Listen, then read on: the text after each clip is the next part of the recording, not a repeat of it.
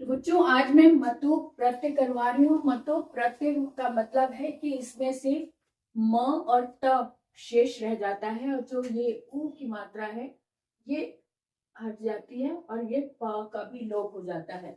यानी कि उ और प का लोप हो जाता है और बचता है सिर्फ ये म और त पर हल, ये बचता है। इसको हमने इसमें यूज करना है, शब्द में लगाना है। तो कैसे होगा, यहाँ पर इकारांत वाले शब्दों को लिया है। अग्नि, गति, इसमें अग्नि में मतुप लगाया यानी अग्नि में मत लगाया तो शब्द बना अग्निमत। और पुल्लिंग, स्त्रीलिंग और नपुंसकलिंग तीनों में इसके रूप अलग अलग बनते हैं। वो कैसे बनते हैं देखें कि अग्नि में अगर मतुप लगाया तो एक सिंपल शब्द तो बना अग्निमत। अब उसमें पुल्लिंग बनाया तो अग्निमान बना और अग्निमति, मति लगाकर स्त्रीलिंग बना। और ये मत वाला शब्द जो है ये पुल्लिंग का, ये नपुंसकलिंग का, ये नपुंसकलिंग का शब्द है। अब दूसरा गति, यहाँ भी इकारांत है यानी अंत में, तो गति में मतुप लगाया तो गति मत बन्या। गति में इसमें पुल्लिंग लगाया तो गतिमान, स्त्रीलिंग में गतिमति और नपुंसकलिंग में गति मत। यानी कि जो पहला शब्द यानी सिंपल शब्द जो बन रहा है ये ही नपुंसकलिंग का शब्द है एक्चुअल में। और उसके बाद हमें देखना क्या है, पुल्लिंग में क्या बना और स्त्रीलिंग में क्या बना।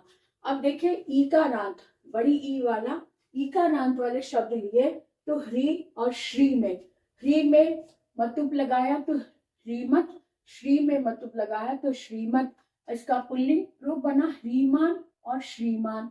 स्त्रीलिंग का रूप बना ह्रीमती और श्रीमती और नपुंसकलिंग का रूप बना ह्रीमत और श्रीमत। ठीक है, अब एक बात आप ध्यान से समझ लो कि जितने भी स्त्रीलिंग वाले शब्द होते हैं उसमें अधिकतर अंत में दीर्घ स्वर लगता है।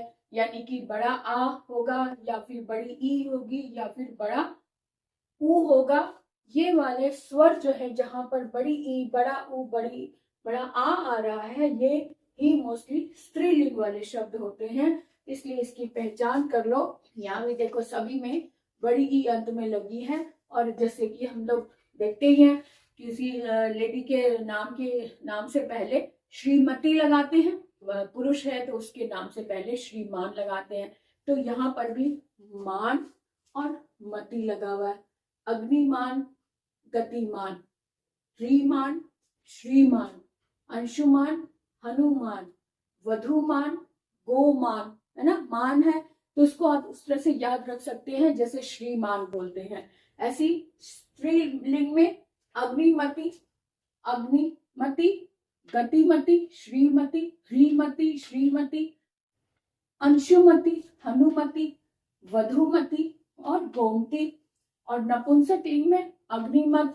इसको आप इस तरह से याद कर सकते हैं कि जब हम किसी काव्य की बात करते हैं, जैसे महाकाव्य कोई है, जैसे कि भगवत गीता है या रामचरितमानस है या फिर रामायण है, इन काव्यों से पहले हम लोग क्या लगाते हैं, श्रीमद् भागवत गीता, श्रीमद् रामायण, श्रीमद् रामचरितमानस।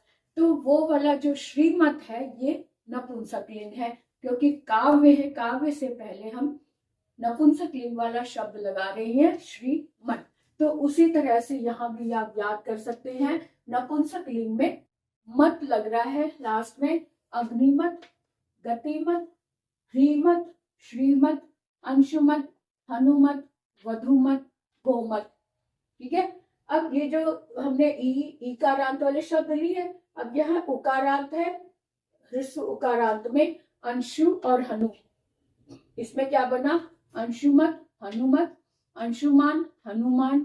स्त्रीलिंग में अंशुमति, हनुमति और नपुंसकलिंग में अंशुमत, हनुमत।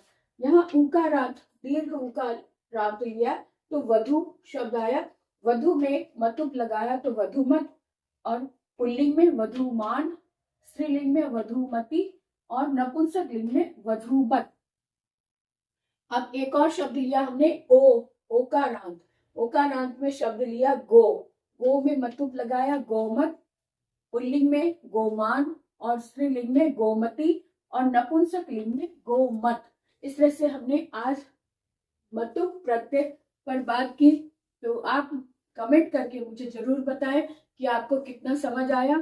इससे पहले मैंने तद्धित प्रत्यय पर, ये भी तद्धित प्रत्यय ही है, इसमें विस्तार से बात की थी। पिछली जो लाइव क्लास ली थी वो भी आप देख सकते हैं। और यहाँ पर कुछ और उदाहरण दिए हैं मतु प्रत्यय के, आप इन्हें भी देखें और अध्ययन करें। और जो भी दुविधा हो, अगर कंफ्यूजन हो तो आप कमेंट करें, आपको उत्तर जरूर मिलेगा।